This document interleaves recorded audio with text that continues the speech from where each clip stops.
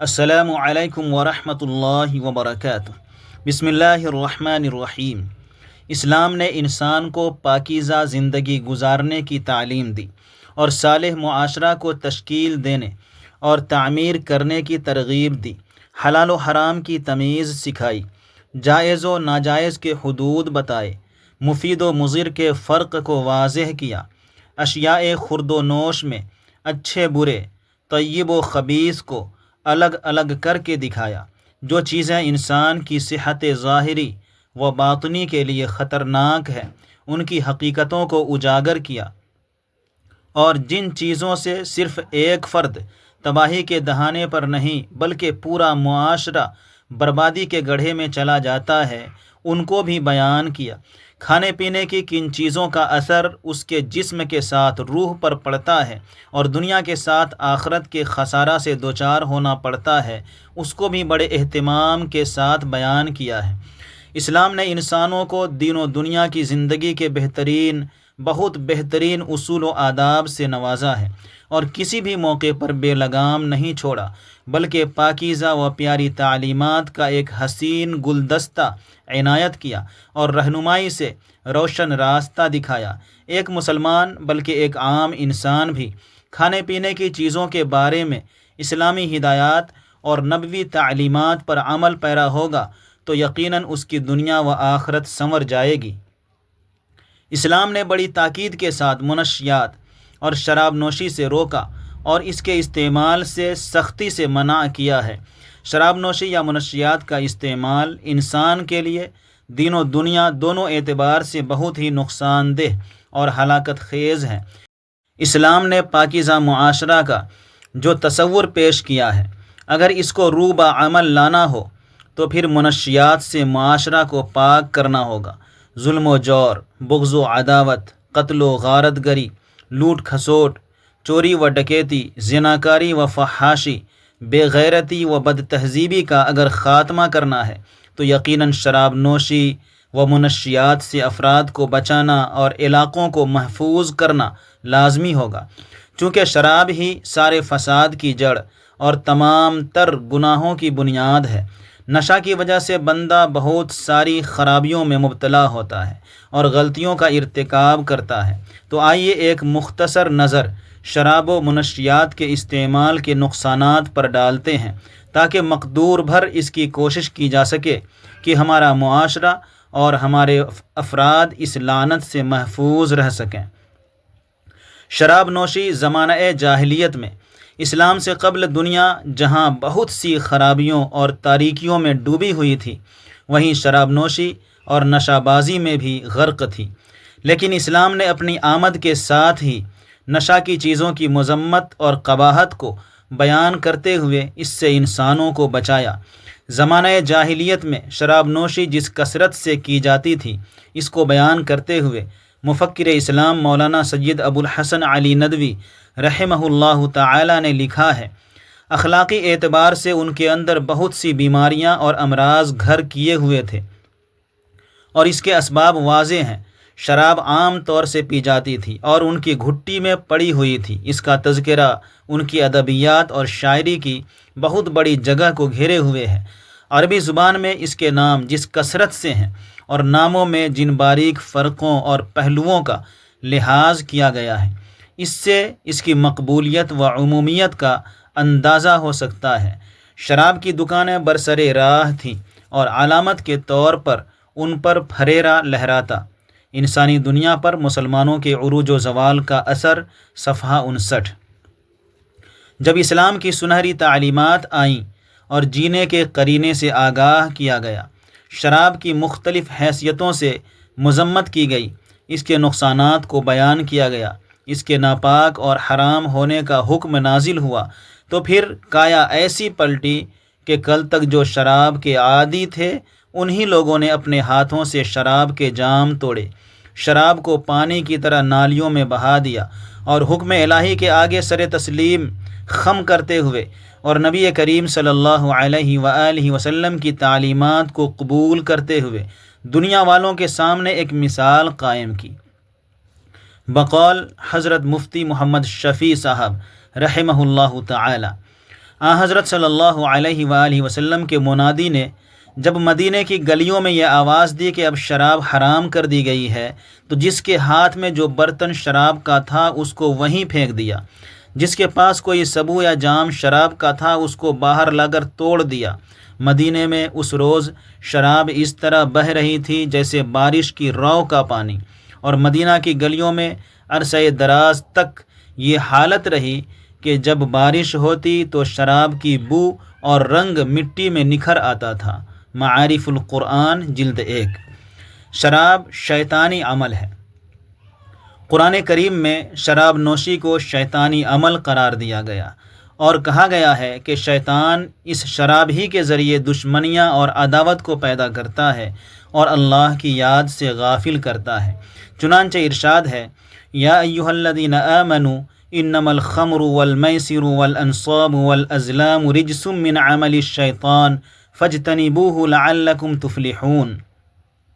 انما يريد الشيطان ان يوقع بينكم العداوة والبغضاء في الخمر والميسر ويصدكم عن ذكر الله وعن الصلاة فهل انتم منتهون۔ المائدہ آیت نمبر 91۔ اے ایمان والو، شراب، جوا، بتوں کے تھان اور جوئے کے تیر یہ سب ناپاک شیطانی کام ہیں، لہٰذا ان سے بچو تاکہ تمہیں فلاح حاصل ہو۔ شیطان تو یہی چاہتا ہے کہ شراب اور جوئے کے ذریعے تمہارے درمیان دشمنی کے بیج ڈال دے اور تمہیں اللہ کی یاد سے اور نماز سے روک دے۔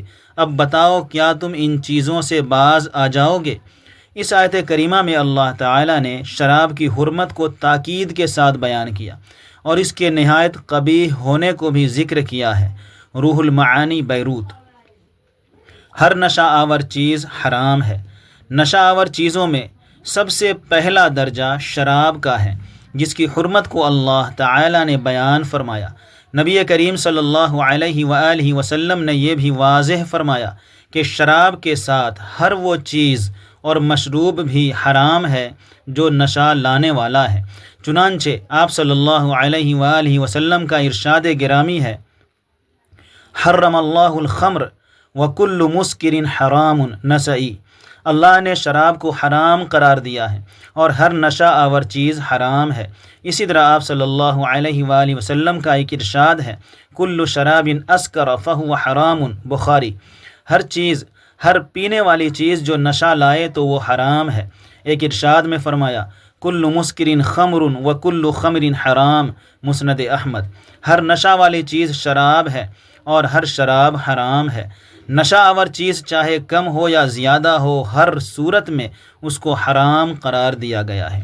ارشاد مبارک ہے، ما اسکر کثیرہ فقلیلہ حرام، ترمذی۔ جو چیز زیادہ مقدار میں نشہ پیدا کرے تو اس کی تھوڑی مقدار بھی حرام ہے۔ اس سلسلے میں اور بھی احادیث نبی کریم صلی اللہ علیہ وسلم سے منقول ہیں، جس میں آپ صلی اللہ علیہ وآلہ وسلم نے صاف فرمایا کہ نشہ آور چیز تھوڑی ہو یا زیادہ، بہر صورت اس کا استعمال کرنا ناجائز اور حرام ہوگا۔ شراب نوشی کے دینی نقصانات۔ جب یہ بات واضح ہو گئی کہ ہر نشہ آور چیز حرام ہے، چاہے وہ شراب ہو یا شراب کی طرح نشہ پیدا کرنے والی ہو، تو اب یہ دیکھنا چاہیے کہ نشہ آور چیز کے استعمال کرنے کی وجہ سے بندہ کس قدر دینی نقصانات سے دوچار ہوتا ہے، کیا پھٹکار اور لعنتیں اس پر برستی ہیں اور کس طرح کو خیر اور بھلائی سے محروم رہ جاتا ہے۔ شراب تمام خرابیوں کی جڑ ہے۔ نبی کریم صلی اللہ علیہ وآلہ وسلم نے شراب کو تمام برائیوں اور خرابیوں کی کنجی اور جڑ قرار دیا۔ اس کے استعمال کرنے کی وجہ سے وہ برائیوں کے دروازوں کو کھول بیٹھتا ہے اور گناہوں و نافرمانیوں میں مبتلا ہو جاتا ہے۔ آپ صلی اللہ علیہ وآلہ وسلم نے فرمایا، لا تشرب الخمر فإنها مفتاح كل شر، ابن ماجہ، کہ شراب نہ پینا کیونکہ وہ ہر شر کی کنجی ہے۔ آپ صلی اللہ علیہ وآلہ وسلم نے شراب کو ام الفواحش یعنی برائیوں اور بے حیائیوں کی ماں قرار دیا۔ ارشاد ہے، الخمر ام الفواحش اکبر الکبائر من شربها وقع علی امہ وعمتہ وخالتہ، دار قطنی، کہ شراب فواحش کی ماں ہے اور اکبر الکبائر کبیرہ گناہوں میں بہت بڑا ہے۔ جو اس کو پیتا ہے وہ اپنی ماں اور پھوپھی اور خالہ کے ساتھ بھی بدکاری میں مبتلا ہو جاتا ہے۔ آپ صلی اللہ علیہ وسلم نے فرمایا لا تشربن الخمر فإنه رأس كل فاحشہ، مسند احمد، کہ تم ہرگز شراب نہ پینا، اس لیے کہ یہ ہر برائی کی جڑ ہے۔ شراب نوشی کی وجہ سے محرومیاں، شراب نوشی کے دینی نقصانات بے شمار ہیں، اور حقیقت یہ ہے کہ بندہ جب خدا کے منع کرنے کے باوجود کسی چیز کا ارتکاب کرتا ہے تو یہ عمل خود محرومی کا باعث ہوتا ہے، اور جب ان چیزوں میں مصروف ہو جائے تو ہلاکت اور مردودیت میں اضافہ ہی ہوگا۔ آپ صلی اللہ علیہ وسلم نے شراب نوشی کی مختلف زاویوں سے مذمت بیان کی، اور مے نوشی کی بنا پر دینی اعتبار سے ایک مسلمان جس درجہ نقصان اٹھانے والا ہوتا ہے اس کو بہت ہی اہتمام کے ساتھ ذکر فرمایا۔ چنانچہ ان ارشادات میں سے چند یہاں ذکر کیے جاتے ہیں۔ آپ صلی اللہ علیہ وسلم نے فرمایا من شرب الخمر ثم لم یتب منها حرمها فی الآخرہ، بخاری، کہ جس نے دنیا میں شراب پی پھر اس سے توبہ نہیں کی تو وہ آخرت کی شراب سے محروم کر دیا گیا۔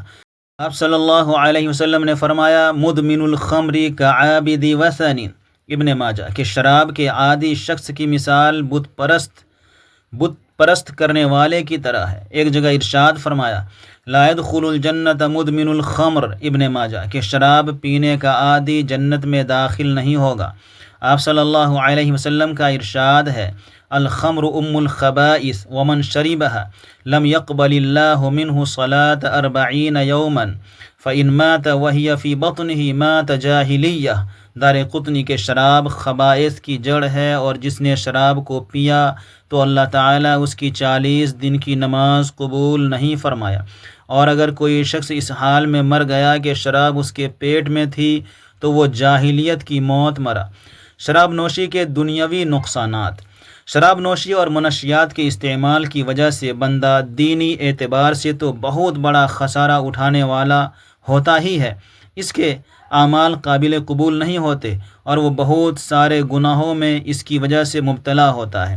اسی کے ساتھ شراب و منشیات کے اثرات خود انسان کی زندگی اور اس کے ظاہر پر بھی بہت برے پڑتے ہیں، اور رفتہ رفتہ اس کی وجہ سے انسان قبر اور جہنم کے قریب ہوتا چلا جاتا ہے۔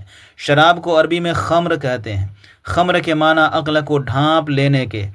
شراب نوشی کی وجہ سے انسان کی عقل پر غفلتوں کے پردے پڑ جاتے ہیں، اچھے برے کی تمیز ختم ہو جاتی ہے، اور انسان نہ اپنے حواس اور اعضاء پر قابو رکھ پاتا ہے اور نہ ہی زبان و جسم کنٹرول میں ہوتا ہے۔ جو چاہے بکتا ہے اور جیسا چاہے کرتا ہے، نہ زبان پاک رہتی ہے، نہ ہی خیالات میں طہارت ہوتی ہے، نہ عادات و اطوار ٹھیک ہوتے ہیں، اور نہ ہی فکر و عمل میں درستگی ہوتی ہے، اور رشتوں کے تقدس کو بھی شرابی بھول جاتا ہے۔ اسی وجہ سے معاشرے میں شراب نوش کو عزت کی نگاہوں سے نہیں دیکھا جاتا، اور کوئی اس سے تعلق رکھنے کو پسند نہیں کرتے۔ شراب نوش نہ اچھا باپ بن سکتا ہے، نہ اچھا بیٹا بن سکتا ہے، نہ اچھا شوہر بن سکتا ہے، نہ اچھا دوست بن سکتا ہے، نہ معاشرہ کا اچھا فرد بن سکتا ہے، اور نہ ہی اپنے پیدا کرنے والے رب کا اچھا بندہ بن سکتا ہے۔ نبی کریم صلی اللہ علیہ وآلہ وسلم نے فرمایا لا تشربوا ما يسفه احلامکم وما یذهب اموالکم، مصنف ابن ابی شیبہ، تم ایسی چیز نہ پیو جو تمہاری عقلوں میں فطور پیدا کر دے اور تمہارے مال کو ضائع کر دے۔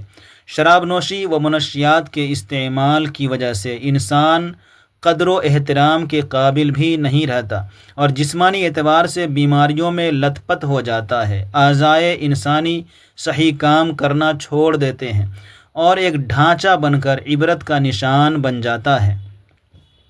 ڈاکٹر برنٹ اپنی کتاب علاج و معالجہ کے چند مقامات جو 1971 عیسوی میں لندن کے کنگ کالج سے شائع ہوئی ہے، اس میں لکھتے ہیں وقتی طور پر سرور پیدا کرنے والی شراب جیسی کسی اور چیز کو انسان دریافت نہیں کر سکا، لیکن صحت کو تباہ کرنے کی جو تاثیر شراب میں ہے کسی اور میں نہیں ہے۔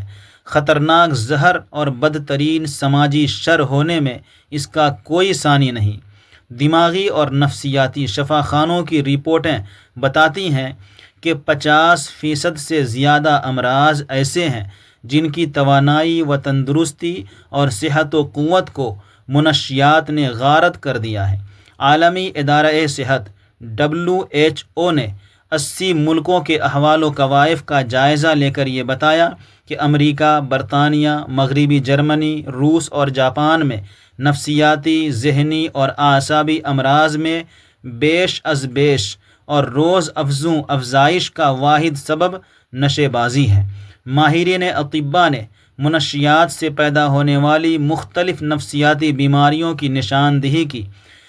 منشیات سے متعلق تحقیق و ریسرچ کرنے والی ایک بین الاقوامی تنظیم کے مطابق منشیات سے درج ذیل عوارض لاحق ہوتے ہیں۔ نمبر 1، قوت حافظہ میں 22% کمی آ جاتی ہے۔ نمبر 2، حساسیت میں 92% اضافہ ہو جاتا ہے۔ نمبر 3، آدمی 80% اختلال کا شکار ہو جاتا ہے۔ نمبر 4، 61% پریشانی اور بے چینی میں اضافہ ہو جاتا ہے۔ نمبر 5، 88% منشیات کا عادی انسان سب سے الگ سوچ رکھنے والا ہو جاتا ہے۔ مستفاد از منشیات اور اسلام، صفحہ 38۔ فساد معدہ، خواہش کا فقدان، اعضائے جسم کی ساخت میں خرابی، نشہ کے عادی لوگوں کی شکلیں جلد خراب ہو جاتی ہیں، آنکھیں باہر نکل آتی ہیں، رنگ ہیئت بدل جاتی ہے اور پیٹ بھاری ہو جاتا ہے۔ بلکہ بعض جرمنی اطباء کا بیان ہے کہ 40 سال کے نشہ کے عادی شخص کی ہیئت 60 سال کے انسان کی سی ہو جاتی ہے اور وہ جسم و عقل ہر اعتبار سے بوڑھا ہو جاتا ہے۔ منشیات کے استعمال اور شراب نوشی کے دینی اور دنیاوی نقصانات پر بہت اختصار کے ساتھ چند باتیں پیش کی گئی ہیں۔ احادیث رسول صلی اللہ علیہ وآلہ وسلم میں بڑی تاکید اور بہت اہتمام کے ساتھ نشہ آور چیزوں کی مذمت اور قباحت کو بیان کیا گیا اور اس لعنت کے سبب انسان دنیا و آخرت میں کس نقصان سے دوچار ہوتا ہے اس کو بیان کیا گیا۔ اسی طرح چند اقوال دنیاوی خرابیوں کے سلسلے میں ذکر کیے گئے۔ باقی یہ ہے کہ اس وقت ماہرین اور اطباء کی جدید تحقیقات اس سلسلے میں ہوش ربا ہے۔ یہ ایک حقیقت ہے کہ اگر صالح اور پاکیزہ معاشرہ تعمیر کرنا ہو اور انسانوں میں حیا و اخلاق کے جوہر کو آراستہ کرنا اور ان کو تہذیب سے مزین کرنا ہو تو لازمی طور پر منشیات اور شراب نوشی سے معاشرے کو پاک کرنا ضروری ہوگا۔ اس کے بغیر پاکیزہ معاشرہ تشکیل نہیں ہو پائے گا۔ منشیات کے استعمال نے انسانی معاشرے کو کھوکھلا کر کے رکھ دیا ہے۔ شراب کے دنیاوی لحاظ سے کس درجے نقصانات ہیں، اس سلسلے میں ایک جرمن ڈاکٹر کا یہ قول نہایت چشم کشا ہے کہ تم شراب کی دکانوں میں سے آدھی دکانوں کو بند کر دو، میں تم کو آدھے شفا خانوں، پناہ گاہوں اور جیل خانوں سے مستغنی ہونے کی ضمانت لیتا ہوں۔ اسی طرح ہمیں یہ بھی نہیں بھولنا چاہیے کہ ہمارے اندرون سے حرارت ایمانی کو سلب کرنے اور غیرت اسلامی کو نیست و نابود کرنے اور مسلم نوجوانوں کو عیاش و دین بیزار بنانے کے لیے دشمنوں نے شراب کو بھی بطور آلہ و ہتھیار کے استعمال کیا ہے۔ چنانچہ ہنری فرنسی نے اپنی کتاب خواتر او سوانح فی الاسلام میں لکھا ہے کہ وہ تیز ہتھیار جس کے ذریعے اہل مشرق کو ختم کیا جا سکتا ہے اور وہ مؤثر تلوار جس کے ذریعے مسلمانوں کا صفایا کر سکتے ہیں وہ شراب ہے۔ نشہ آور چیزوں کی حرمت و مضرت، صفحہ 99۔ اسی طرح ان کا یہ بھی یقین ہے کہ شراب کا ایک جام اور مغنیہ یعنی گانے والی کا ایک گانا وہ کام کر سکتے ہیں جو بڑے بڑے توپ و بندوق سے ممکن نہیں ہے۔ اس لیے ضرورت ہے اس بات کی کہ ہم اپنے معاشرے کو منشیات کی لعنت سے پاک کریں، اس کے نقصانات کو لوگوں کے سامنے صاف انداز میں پیش کریں، نوجوانوں کو بچائیں اور تباہی کے دلدل میں پھنسنے سے ان کو روکیں، بچوں پر کڑی نظر رکھیں، ان کی صحبت اور دوستی کا جائزہ لیتے رہیں، منشیات کی قبیل کی تمام چیزوں سے سختی کے ساتھ روکیں اور دینی و دنیاوی، ظاہری و باطنی، روحانی و جسمانی نقصانات اور خطرات سے آگاہ کرتے رہیں۔ محترم ناظرین، یہ ویڈیو آپ کو کیسی لگی کمنٹ باکس میں اپنی رائے دیں اور ایسی اچھی ویڈیوز دیکھنے کے لیے میرے چینل کو ضرور سبسکرائب کر لیں۔ پھر ملتے ہیں اگلی ویڈیو میں۔ اللہ حافظ۔ السلام علیکم ورحمۃ اللہ وبرکاتہ۔